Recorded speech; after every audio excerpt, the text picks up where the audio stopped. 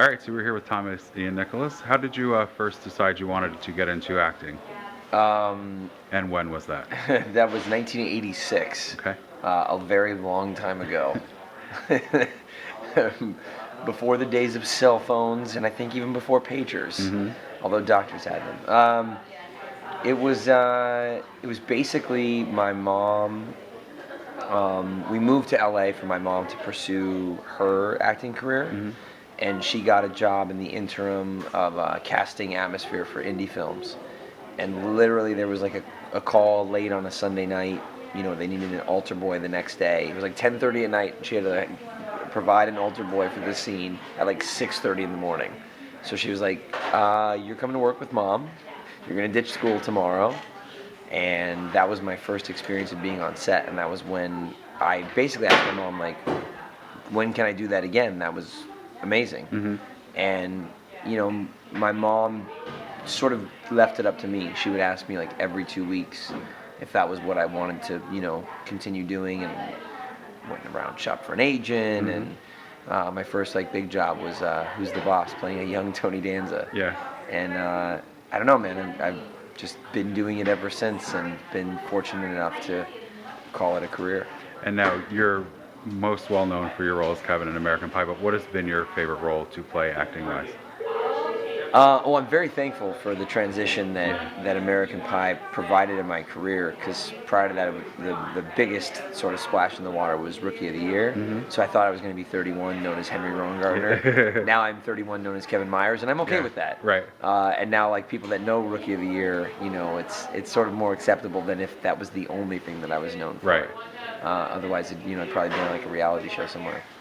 Um, but my favorite role to play was probably Rules of Attraction, with that was directed by Roger Avery. Okay. But I have other favorite roles too. I mean, that's a tough question. Is there a role that you haven't done yet that you'd like to tackle?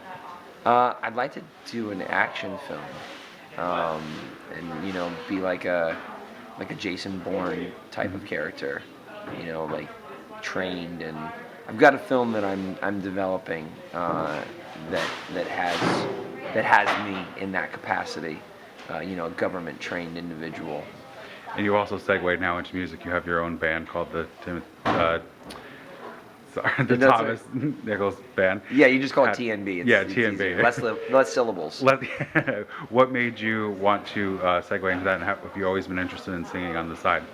I started playing music when I was 14, and for me, it started out as like a way to creatively express myself in between jobs, but then it became like a way for me to express my thoughts and my ideas, Mm-hmm. whereas acting is me portraying other characters.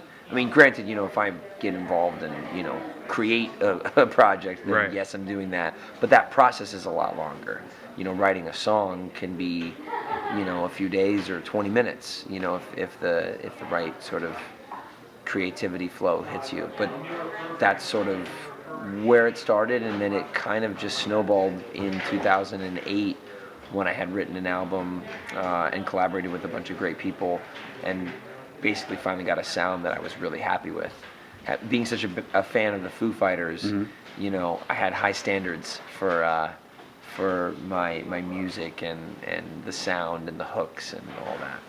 And now, what satisfaction do you get when you're performing live that you don't necessarily get from doing the movies? I know it's a different kind of a rush you get from performing live.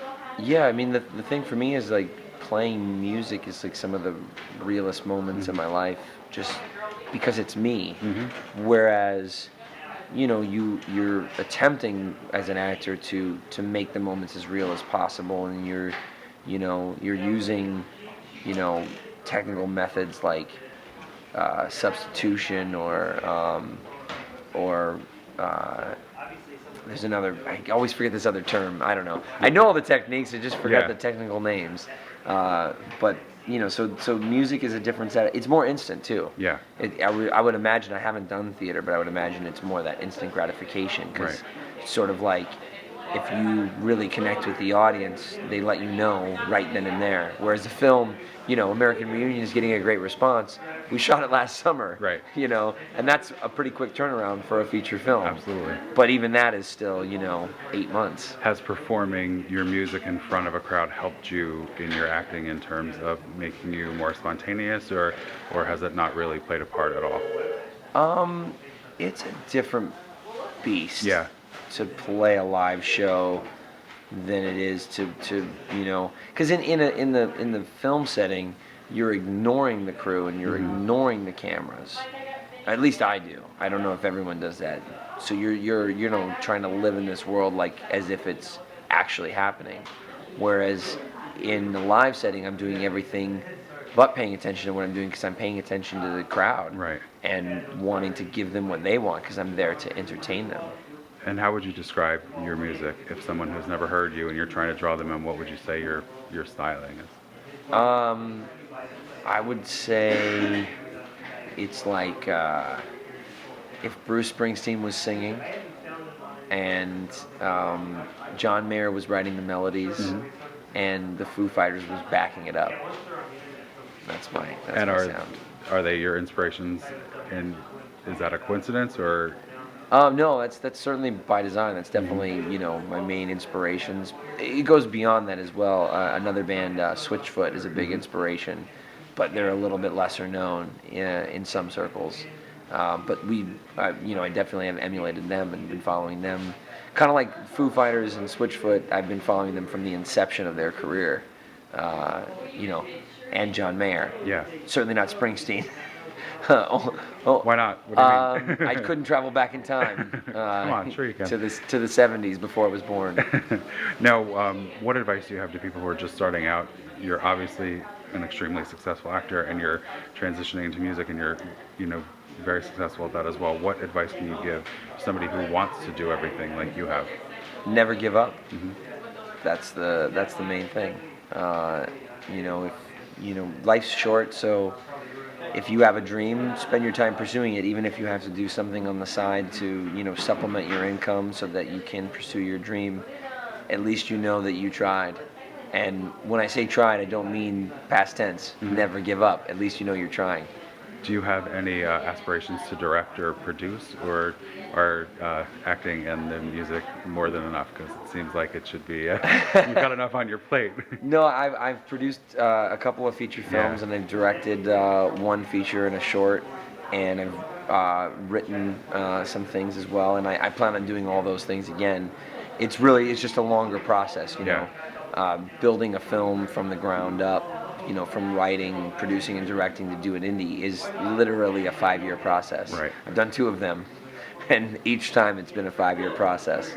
So it's really like a question of when I want to start that process again. Yeah. Certainly, if I had an opportunity where it could come a little faster and I could work with a more established company, not on my own, then maybe I would have the opportunity to do it more often.